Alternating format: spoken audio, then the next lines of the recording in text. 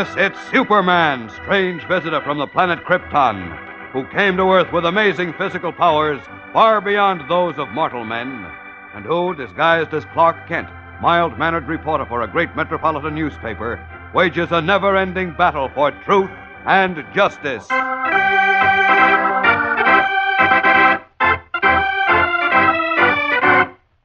Today, Superman, in his guise of Clark Kent, is very much worried as he discusses with cub reporter Jimmy Olsen his inability to find the Boot, the evil international conspirator who forced the midget Freddy to reveal an important secret. Gee whiz, Mr. Kent. I sure hope the Boot's plane falls into the ocean or he gets lost or something. Well, even that won't help, Jim. Huh? Why not, Mr. Kent? Because according to Freddy's story, Sir Hubert set in motion a device which, unless it's stopped before February 1st, will cause a great worldwide disaster to occur. Leaping lizards. And today is January 28th. Right. Only 4 more days. And then either disaster strikes or the Boot takes over. One thing is as terrible as the other.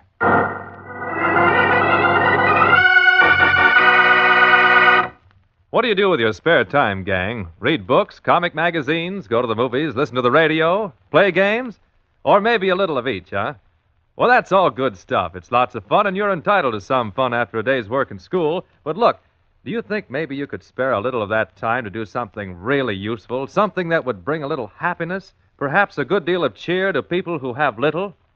What I'm really leading up to is this.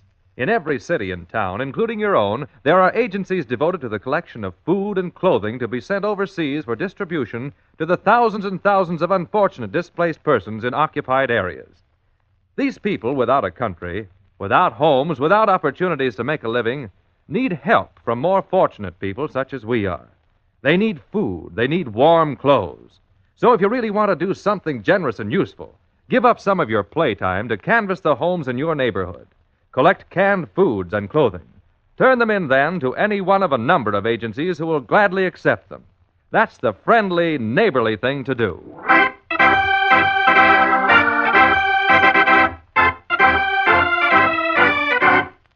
And now, the adventures of Superman. Hoping to perpetuate world peace, a famous nuclear scientist named Sir Hubert Clay supposedly succeeded in harnessing the tremendous atomic power of the sun. Then, realizing he was about to die, he hypnotized his midget companion Freddy, confided his discovery to him, and instructed the tiny man to seek out a former assistant named Robert Archer. Freddy, however, was captured by an international conspirator known only as the Boot, who hired an unscrupulous hypnotist to pose as Robert Archer, hypnotized the midget, and in that way learned Sir Hubert's great secret. Ordering his henchmen to get rid of Freddy, the Boot left in a private plane for a hidden destination. However, Superman, who was searching for Freddy, arrived in time to save the midget's life and carried him to a hospital where the tiny man now lies, seriously ill. In a small lounge of the hospital, the real Robert Archer, exhausted by anxious waiting, dozes fitfully on a couch.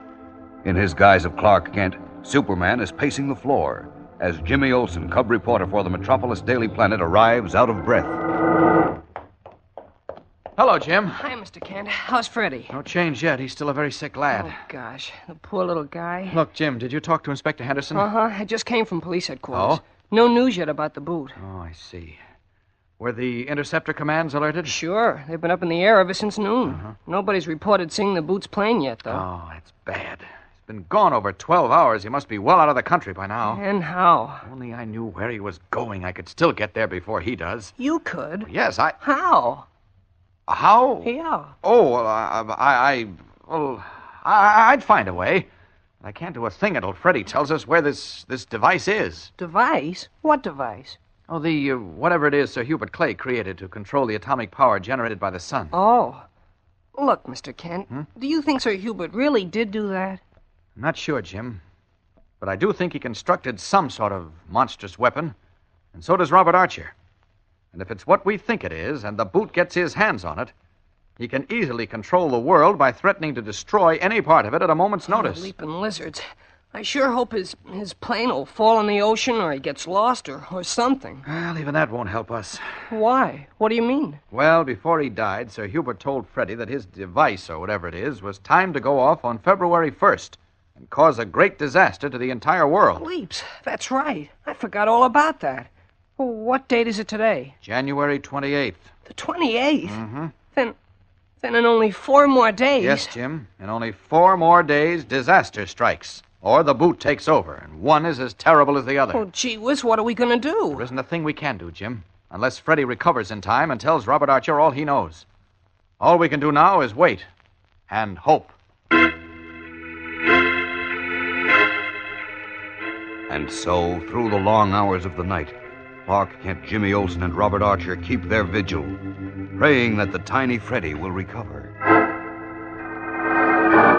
Meanwhile, the boot has arrived at a little alpine village which nestles at the foot of a towering snow-covered mountain near the Swiss border.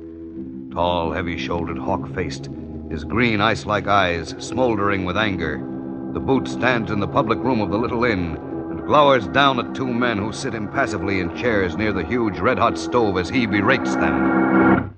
You are guides, no? So it is your business to lead anyone who wishes to go to the top of the mountain. Why will you not take me? Why? Answer me, you fools of tongues, have you not? Answer me! Why will you not take me? I offer excellent pay. Why will you not take me? Furiously, the boot screams at the 2 impassive guides who only shrug and look at their hands, making no reply. Suddenly, the boot breaks off his harangue, reaches for the revolver in his pocket. But he pauses as the inn door opens, and a man enters, stamping the snow from his boots. The man is in his 30s and solidly built. For a moment, he brushes the snow from his short beard. Then, as he approaches the small group at the fire, the boot addresses him. You are a guide? Oui, monsieur. I am. Good. I wish you to take me to the top of the mountain now at once. Now, monsieur? Yes, right now.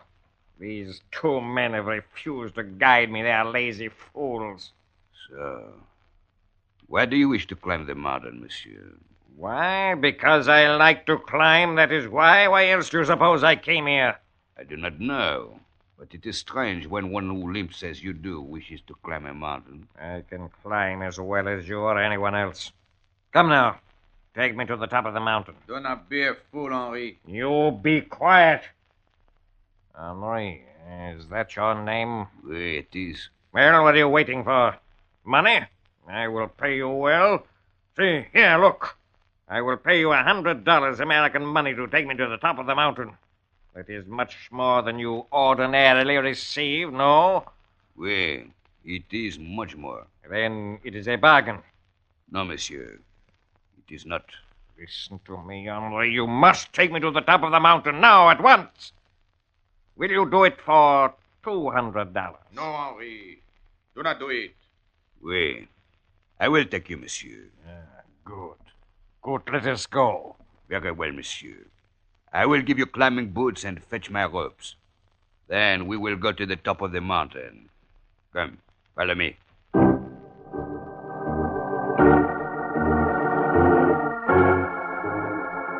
Eagerly, the boot follows Henri the guide from the inn. What is at the top of the mountain? And why were the guides so reluctant to take the boot there? We'll be back in a moment for the startling climax of today's episode. So keep listening. The way the weather has been acting up all over the country this year has made nearly everyone weather conscious. Also, it's made people do a bit of thinking about the meteorologists, or weathermen as they are better known, those fellows who forecast weather conditions. Folks ask questions like, how do they do it? And how often are they right? Well, just in case those things have been bothering you, too, let me tell you just a little bit about how they work. From all parts of the United States, reports on local conditions pour into the offices of the United States Weather Bureau. These reports include cloud formations, wind velocities, wind directions, temperatures, humidities, and so forth. From these facts and figures, the weathermen draw other facts. Then they make a certain computation based on similar conditions on other occasions. And from that, they forecast what the weather will be from 12 to 48 hours in advance. But don't expect your local weather forecast to be exactly accurate, because sudden changes in conditions miles away from your area can change the entire picture. However, it is a good idea when bad weather is predicted to be prepared for it. It's better that way than to be caught unprepared in a storm.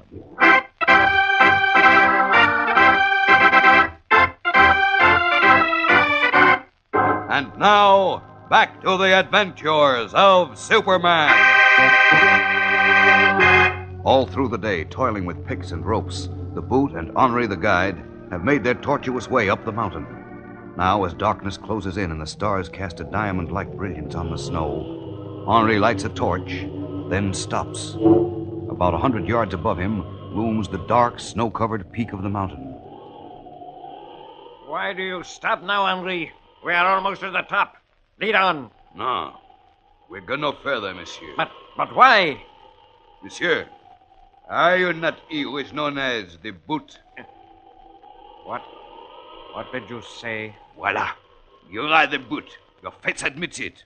What do you know of the Boot? I know there is no man so evil as he. A great gentleman told me so. His name was Sir Hubert Clay. So? Go on. Tell me more. When did he tell you this? Why? Many times a year ago, I led Sir Hubert to the top of this same mountain. Then it was he told me he labored to bring everlasting peace to the world. When he was here the last time, he said he hoped to return soon and complete his work. But if he failed to return, he said, it would be only if the one called the Boot prevented him. I see. So that is why the guides below refuse to lead me up here, eh? We recognize you as the Boot. We have here how Sir Hubert is murdered, and we believe it is you who did it. So you brought me up here to kill me, eh? No, monsieur.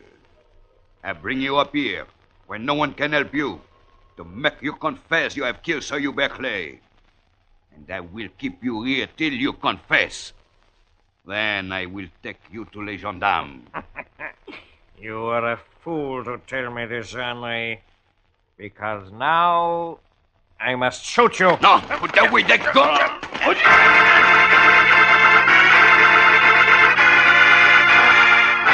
Locked in furious embrace on the high snow-clad mountain, the Boot and Henri the guide grapple for the Boot's revolver. Suddenly, twice the gun speaks, its sound reverberating over the lonely wastes of snow. Both men slip to their knees. Then one of them topples slowly over on his back. Which man is it? And what will happen as Superman and his guise of Clark Kent thousands of miles away in the Metropolis Hospital? Here's Dr. Mercer say... There is still no change in Freddy's condition, Mr. Kent. We'll know more tomorrow. Tomorrow is January 29th. There are only 2 days remaining before February 1st, when a catastrophe is scheduled to occur. What will happen? There's a thrill a minute in store for you in tomorrow's exciting episode, fellows and girls. So don't miss it, whatever you do.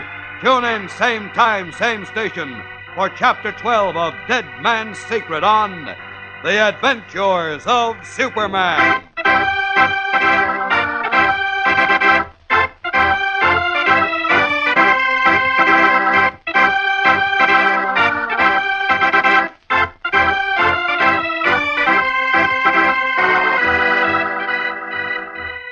Superman is a copyrighted feature appearing in Superman DC Comics magazine and is brought to you Monday through Friday at the same time.